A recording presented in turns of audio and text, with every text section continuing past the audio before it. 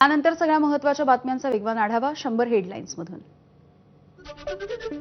समुद्रामध्ये जाणारं 54 टीएमसी पाणी अडवून दुष्काळ दूर करणार। नगरच्या दुष्काळावरती मात केली जाणार। मराठवाड्यामधील दुष्काळाला भूतकाळ केल्याशिवाय राहणार नाही। विखेंची चौथी पिढी सुद्धा तयार आहे, त्यांना ताकद देऊ, मुख्यमंत्र्यांचं आश्वासन। काही लोक हे आपत्तीचे राजकारण करतायत, तर आमचं सरकार शेतकऱ्यांच्या मागे उभं आहे। शेतकऱ्यांना मदत करण्यासाठी आराखडा तयार करू। भरीव मदतीसाठी केंद्र मदतही देईल। मुख्यमंत्र्यांनी दिलं शेतकऱ्यांच्या मदतीचं आश्वासन। कारखान्यांकडून मदत मागण्यावरचं राजकारण पेटलंय। शरद पवार यांचा कारखान्यांकडून मदत घेण्याला विरोध। मुख्यमंत्री देवेंद्र फडणवीस मात्र मदत घेण्यावरती ठाम। काही लोक छोट्या मनाचे झालेत, काटा मारणाऱ्या कारखान्यांना मी आता दाखवून देणार असल्याचं फडणवीसांचं विधान। आजवर अनेक राज्यकर्ते आले, पण साखरेचे भाव पडलेले असायचे। अमित शहा यांच्यामुळे साखर उद्योगाला बळ मिळालं।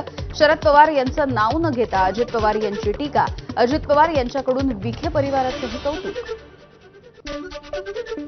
केंद्रीय गृहमंत्री अमित शहा यांनी शिर्डीच्या साईबाबांचं दर्शन घेतलंय। यावेळेला मुख्यमंत्री आणि दोन्ही उपमुख्यमंत्र्यांची उपस्थिती।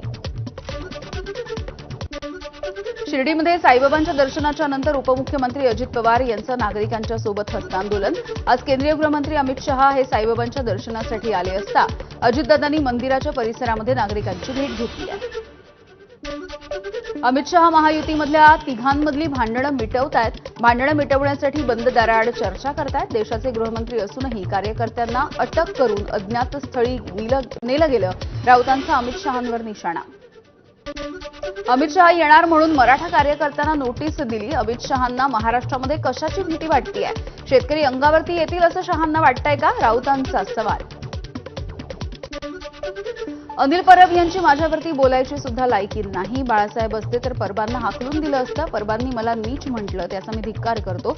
याशिवाय माझी आणि पत्नीची बदनामी केली जाते। या प्रकरणी मी कोर्टामध्ये जाणार असल्याचं रामदास कदम यांचं वक्तव्य। अमरावतीमध्ये आज राष्ट्रीय स्वयंसेवक संघाचा विजयादशमी उत्सव नरसम्मा महाविद्यालयाच्या मैदानावरती पार पडणार आहे। प्रमुख अतिथी म्हणून आमंत्रित केलेल्या कमलताई गवई यांची प्रकृती ठीक नसल्यामुळे ते येणार नाहीत। राज्याचे उपमुख्यमंत्री एकनाथ शिंदे आज दुपारच्या नंतर नाशिकमध्ये दाखल होतील। जिल्हाधिकारी कार्यालयामध्ये विविध विभागांच्या अधिकाऱ्यांसोबत आढावा बैठक होणार आहे। कुंभमेळा आणि विविध विषयांवरती एकनाथ शिंदे हे अधिकाऱ्यांसोबत चर्चा करतील।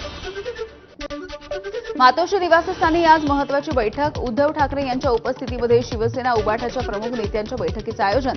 ठाकरे गटाचे नेते संजय राऊत आणि अनेक नेते सुद्धा उपस्थित राहतील। शरद पवारांच्या उपस्थितीमध्ये वसंतदादा शुगर इन्स्टिट्यूटमध्ये प्रशासकीय बैठक पार पडली आहे। राज्यामधील अतिवृष्टीमुळे झालेल्या नुकसानीच्या संदर्भात केंद्राशी संवाद साधण्याच्या संदर्भात या बैठकीमध्ये चर्चा झाली आहे। राज्य सरकारनं अद्यापही नुकसानीचा अंतिम प्रस्ताव दिला नसल्याचं आपल्याला केंद्रानं सांगितलं। त्यामुळे राज्य सरकारनं 1-2 दिवसामध्ये केंद्राला प्रस्ताव देऊन तातडीनं निर्णय घ्यावा, शरद पवार यांचा सरकारला सल्ला।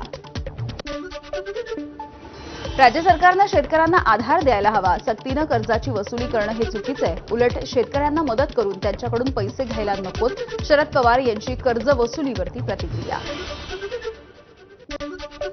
संजय राऊत यांच्या नातीच्या बारशासाठी उद्धव ठाकरेंच्या पाठोपाठ मनसेचे अध्यक्ष राज ठाकरे सुद्धा उपस्थित। संजय राऊत यांच्या कौटुंबिक कार्यक्रमामध्ये दोन्ही ठाकरे बंधू पुन्हा एकदा एकत्र। राऊत यांच्या नातवाचं जयजीत असं नाव ठेवण्यात आलंय। मनसेचे नेते आजपासून 3 दिवसाच्या मराठवाड्याच्या दौऱ्यावरती आहेत। मनसेचे नेते बाळा नांदगावकर आणि सरचिटणीस मनोज चव्हाण लातूर, धाराशिव आणि सोलापूर इथल्या शेतकऱ्यांच्या भेटी घेणार आहेत। नुकसानग्रस्त शेतकऱ्यांना बी बियाणं आणि खतांची मदत मनसेतर्फे दिली जाणार आहे।